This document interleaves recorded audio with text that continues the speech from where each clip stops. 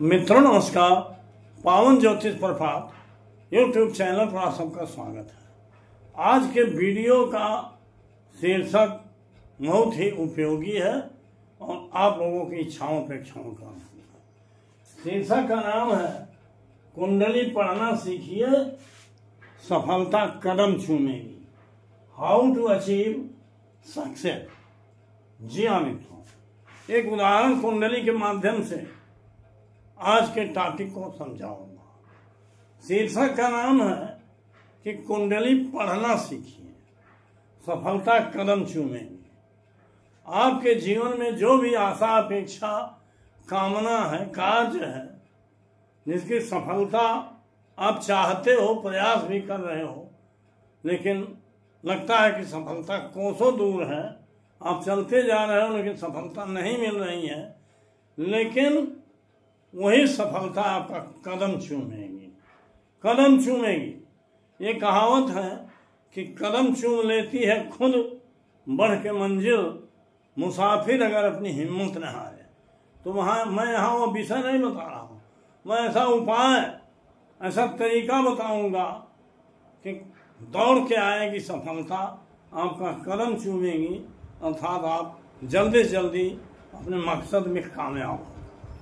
कैसे? कुंडली पढ़ना सीखिए।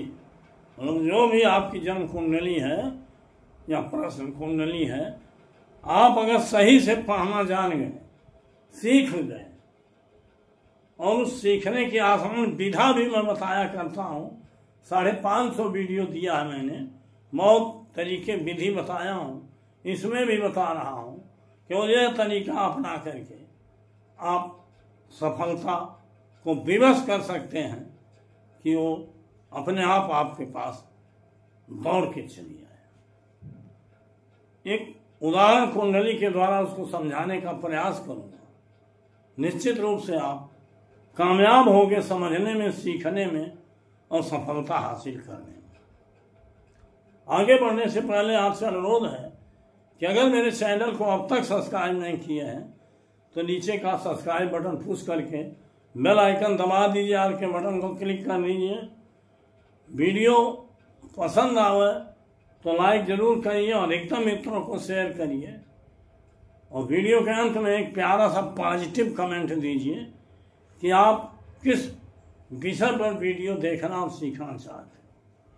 और वीडियो को स्किप करके मत भगाइए। जो 10-5 मिनट की ये वीडियो है, इसको पूरा देखिए ताकि पूरी जानकारी आपको मिल सके। मित्रों, आज थंबनेल में भी हमने जो दिया है उसको आप पढ़ रहे हो कि आपदा में कामयाबी, आपदा से कामयाबी या संघर्ष से कामयाबी, ये विषय है। और कुंडली पढ़ना सीखिए, सफलता आपका कदम चूमेगी। कैसे? कुंडली पढ़ोगे तो जो भी आपकी समस्याएं हैं उनका कारण आपको मिलेगा, और जब किसी भी विषय का, चीज का, रोग का, बीमारी का कारण मिल जाता है तो निवारण आसान हो जाता है। कठिनाई यही है कि कारण ही नहीं मिल रहा है। क्यों? क्योंकि इतना भ्रमात्मक ज्योतिष और इतना पाखंडवादी ज्योतिष या इतना मायाजाल फैला के लोग बताते हैं, लेकिन उसमें कोई चीज नहीं, तो कोई चीज तर्क से, नियम से, समझदारी से नहीं होगी, निश्चित रूप से कामयाब नहीं होगी। और मैं जो भी बताता हूँ वो उनकी पद्धति के आधार पर बताता हूँ, जो कि टोटल नवीन पद्धति है, साइंटिफिक पद्धति। तो आइए आज हम इस विषय पर चलते हैं। इस एग्जाम्पल जिसका जातक का डेट ऑफ बर्थ है 3 जुलाई 1994, 3 जुलाई 1994, टाइम ऑफ बर्थ है 17:10 PM, प्लेस ऑफ बर्थ है बासी, यही जहाँ रहता हूँ, सिद्धार्थनगर यूपी। इस जातक की वृश्चिक लग्न की कुंडली बनी है। इस बर्थ नीचे लग्न कुंडली यहाँ है, कस्प कुंडली यहाँ है। लग्न कुंडली में राशियां यथावत है, लेकिन कस्प कुंडली में देखो एकदम सीरियल टूट गया है। 8-9 के बाद 10 गायब, 11 आ गया, 12 आ गया, फिर 1 आया, 2 आया, फिर 2 के बाद फिर 2 आया, 3 आया, 3 के बाद 4 गायब, 5 आया, फिर 6 7 आया, 8 पुनः आ गया, मतलब 12वें भाव में पुनः वृश्चिक राशि। ऐसा होता है कस कुंडली जब बनती है। ग्रह भी लग्न कुंडली में अलग है और कस्प कुंडली में अलग है।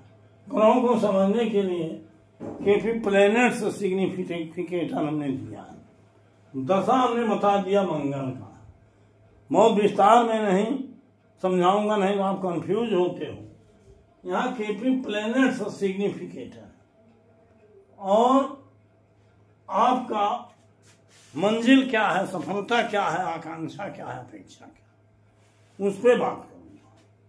मित्रों, आप ये सभी जानते हो कि जिसकी सत्ता होती है उसका ही चलता है, उसके हाथ में ही सारा कारोबार रहता है और उससे ही कामयाबी की आशा करनी चाहिए और उसके द्वारा ही कामयाबी मिलती है। तो बार बार मैंने कहा कि महादशा स्वामी मंगल है, अर्थात मंगल की दशा है, और जो मई में आया है, अर्थात कब आया है, 4 मई 2025 को। अभी ये 32 तक रहेगा, मई 32 तक 7 साल मंगल का सत्ता रहेगा, शासन रहेगा। अब बताइए, सत्ता जिसकी है, आप सत्ता पक्ष को पकड़ोगे कि प्रतिपक्ष को पकड़ोगे अपने काम के लिए? सबका उत्तर यही होगा कि सत्ता पक्ष में। तो आप सत्ता पक्षी बनिए, अर्थात सत्ता पक्ष में शामिल होइए। सत्ता पक्ष के जो भी कार्यकर्ता, नेता, विधायक, मंत्री, रिलेटिव जो हैं, उनसे ही आपका काम सिद्ध होगा। उनमें ही जिनमें वो क्षमता हो करा सके उस काम को, उनसे ही कामयाबी मिलेगी। बात समझ में आ गई? तो अब सत्ता जो मंगल का है, तो मंगल की सत्ता है, तो मंगल का पक्ष क्या है? अर्थात मंगल स्वयं है। मंगल की राशि में कोई होगा वो भी उसका समर्थक है, मंगल के नक्षत्र में होगा, मंगल के उप नक्षत्र में होगा, मंगल के उप नक्षत्र में होगा, मंगल की ज्योति में होगा, मंगल की दृष्टि में होगा। इस तरह से हमने राशि, नक्षत्र, उप नक्षत्र, उप नक्षत्र, ज्योति और दृष्टि, स्वयं मंगल, मतलब 7 पॉइंट बताया।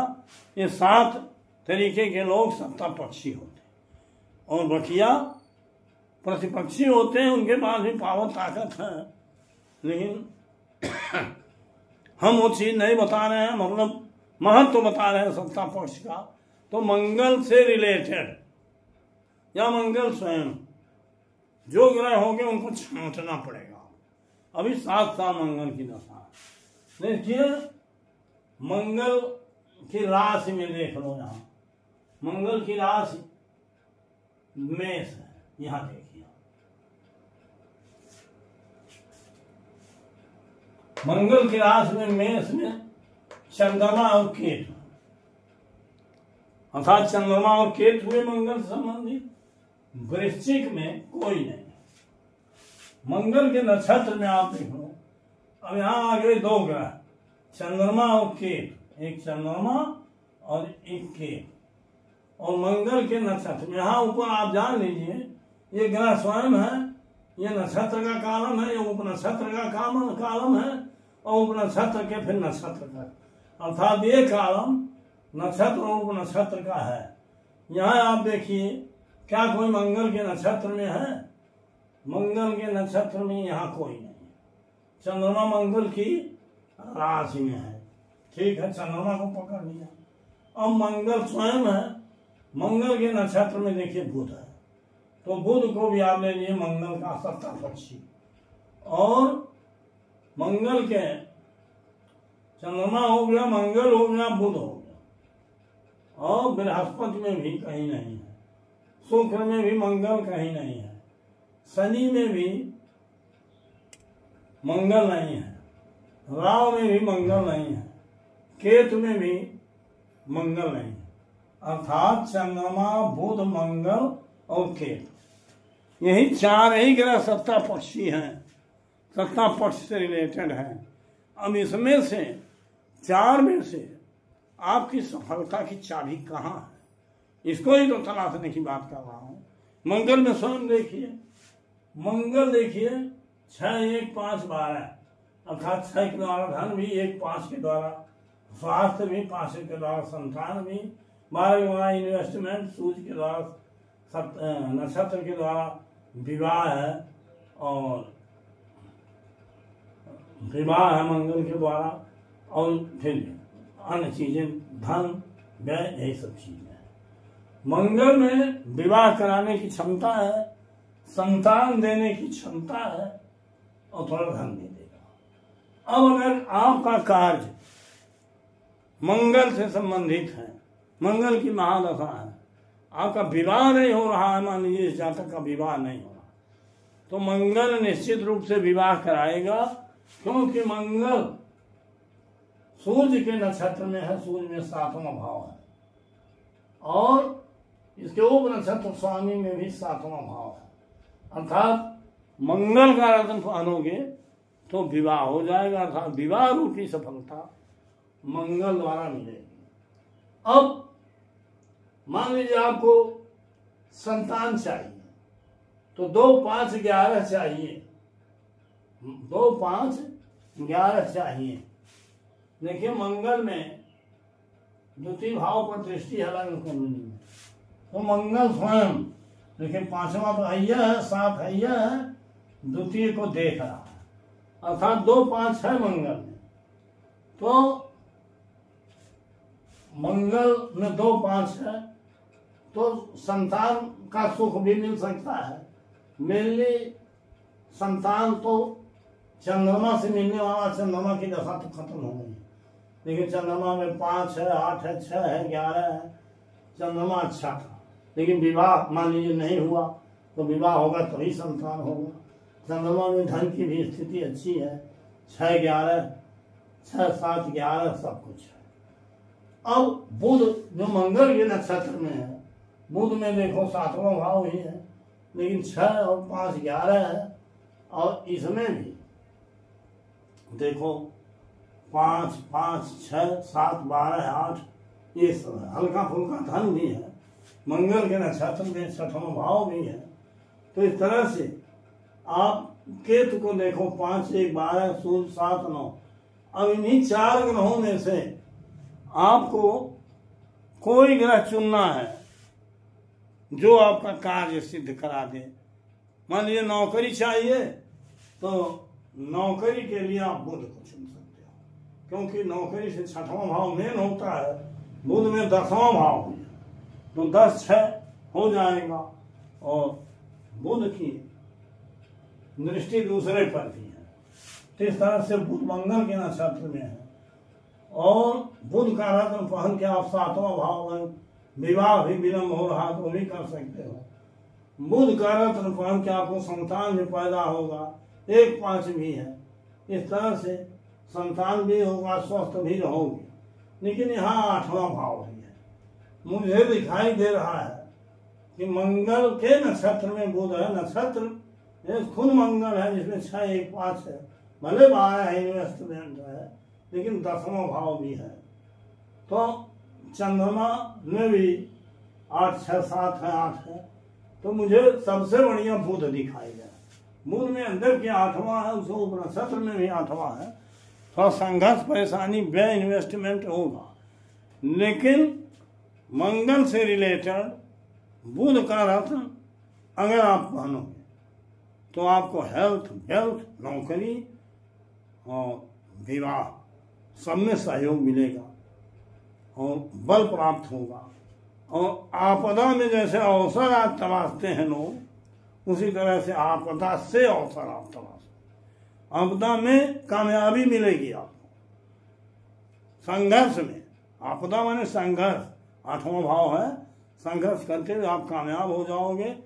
आप बुध का रत्न पन्ना ऐसा जातक पहने तो पन्ना से उसको लाभ मिलेगा, लेकिन कुंडली पढ़ना पड़ेगा, पढ़ना आप सीख जाओगे तो दशा स्वामी और उससे रिलेटेड ग्रहों को ढूंढिए, और आपका जो भी कार्य है जिसमें आपको सफलता चाहिए उस कार्य से विषयक, और उसमें हेल्थ वेल्थ सब जोड़ लीजिए, कोई ऐसा ग्रह चुनिए जो सब दे सकता हो और दशानाथ से संबंधित हो, तो उसी का रत्न पहने। अब यहाँ देखिए रत्न तो क्या है? पन्ना है। आप पन्ना धारण करिए। पन्ना धारण करने के लिए हमने बहुत बार बताया कितना वजन क्या। पन्ना को आप शादी में पहनिए, क्योंकि चंद्रमा का कागज चांदी होता है। सूर्य राहु के नक्षत्र में सोना नहीं सूट करेगा। चंद्रमा का भी मन मिलेगा चांदी। पहन के बुधवार के दिन मूल मंत्र से अभिमंत्रित करके राइट हैंड की कनिष्ठिका अंगुली में पहन, और निश्चित रूप से जब ही आप पन्ना पहनोगे तो भी कामयाबी मिलेगी। आप मैंने अपनी कुंडली के अनुसार, यह जातक की बात कर, आपके भी कुंडली में जो दशा चल रही है उससे रिलेटेड ग्रहों को छांटिए, और उसमें जो चीज़ आपको चाहिए, जिस विषय में सफलता चाहिए, उसका चयन करिए, तो निश्चित रूप से आपको बहुत आसानी से कामयाबी मिलेगी। कोई कठिन काम नहीं है। लेकिन हमने कहा कुंडली पढ़ना सीखिए, कुंडली जरूर पढ़िए, और बार बार मेरी वीडियो को देखिए, पढ़ना आपकी जानकारी में आ जाएगा। मित्रों, बहुत बोलूँगा तो वीडियो लंबी हो जाएगी, इस नाते आज का टॉपिक यहीं समाप्त करता हूँ, और पुनः मिलूँगा 2 दिन बाद नए विषय को वीडियो लेकर के। बहुत बहुत धन्यवाद। हार्दिक शुभकामनाएं।